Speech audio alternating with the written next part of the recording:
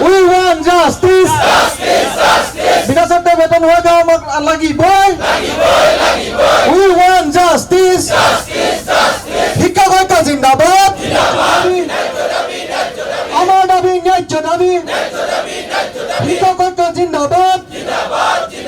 We want justice.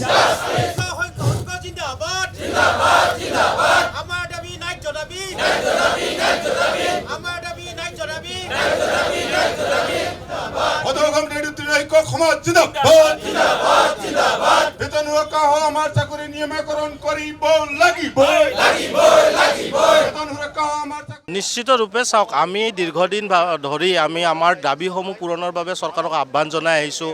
আলাপ আলোচনাৰ জৰিয়তে যাতে আলোচনাৰ মেজতে সমস্যাসমূহ সমাধান হয় তাৰ বাবে আমি আহ্বান জনাই আহিছোঁ। কিন্তু আমাৰ বাৰম্বাৰ অনুৰোধৰ প্ৰতি তেওঁলোকে সদিচ্ছা প্ৰকাশ কৰা আমি পৰিলক্ষিত আমাৰ হোৱা নাই, যাৰ কাৰণে আজি আকৌ পুনৰবাৰ আমি শ্ৰেণীকোঠা এৰি আমি এই ধৰ্ণাস্থলীত আহি অৱস্থান ধৰ্মঘট কাৰ্যসূচী অনুষ্ঠিত কৰিবলগীয়া হৈছে। নিশ্চয় আমি তেনেকুৱা শংকিত হৈছোঁ। 2012 চনত নিযুক্তিৰ পিছৰে পৰা আমি ঠিকাভিত্তিক হিচাপে সমগ্ৰ শিক্ষা, তেতিয়া সৰ্বশিক্ষা আছিলে, সৰ্বশিক্ষাই আমাক নিয়োজিত কৰি ৰখা হ'ল আৰু ডুৱেল কেডাৰ কৰি ৰাখিলে যে অসমৰ প্ৰাথমিক বিদ্যালয়সমূহ চৰকাৰৰ আৰু আমাক নিযুক্তি দিলে সৰ্বশিক্ষাই।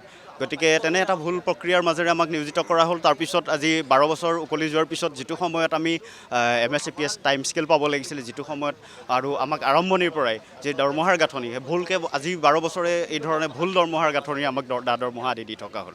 তাৰপিছত আমি নিয়মীয়াকৰণৰ কাৰণে বিভিন্ন সময়ত চৰকাৰখনৰ ওচৰত অনুনয় বিনয় কৰিলোঁ, আবেদন কৰিলোঁ। বিভিন্ন সময়ত অনিচ্ছা সত্ত্বেও আমি ৰাজপথৰ আন্দোলন কৰিবলগীয়া হ'ল। গণতান্ত্ৰিক প্ৰক্ৰিয়াৰে চৰকাৰখনলৈ, ৰাইজলৈ আমি জনাব লগা হ'ল আমাৰ কথাবোৰ। তাৰপিছত দেখিলোঁ যে চৰকাৰখনে এই ক্ষেত্ৰত অনীহা প্ৰদৰ্শন কৰিলে।